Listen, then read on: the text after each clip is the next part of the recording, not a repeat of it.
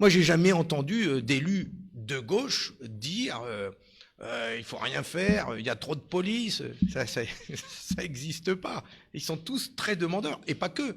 Mais des commentateurs peuvent dire que pour avoir une vraie politique de sécurité, il faut qu'on fasse confiance à l'extrême droite.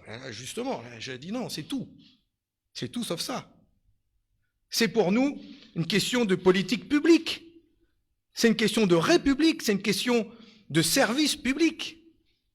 C'est donc une question d'hommes et de femmes qui doivent s'assurer de la tranquillité de toutes et de tous.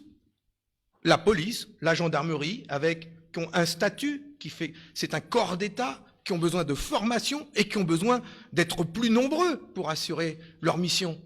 Parce que quand on les entend parler, j'entends parfois les mêmes mots que nos infirmières, que nos enseignants, seuls au front, désarmés. Et ils s'occupent de la sécurité. Et donc, il faut leur garantir de meilleurs moyens.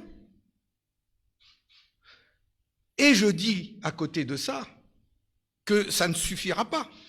Et que c'est pour ça que je m'appuie autant sur les élus locaux, c'est qu'eux-mêmes disent que améliorer la vie dans les quartiers, dans les villes et dans les villages, mais ça passe aussi par plus d'écoles, plus d'éducateurs, plus de soutien à la vie associative, plus de culture.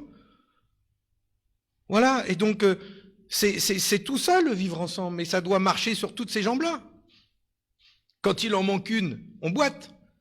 Quand la République recule, la violence avance.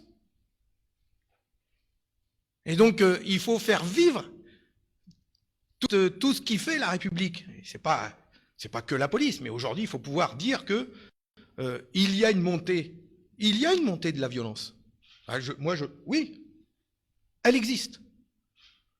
Et donc il faut une réponse. Et la réponse, elle passera par plus de moyens pour nos forces de sécurité intérieure, plus de protection de nos forces de sécurité intérieure, mais pas que.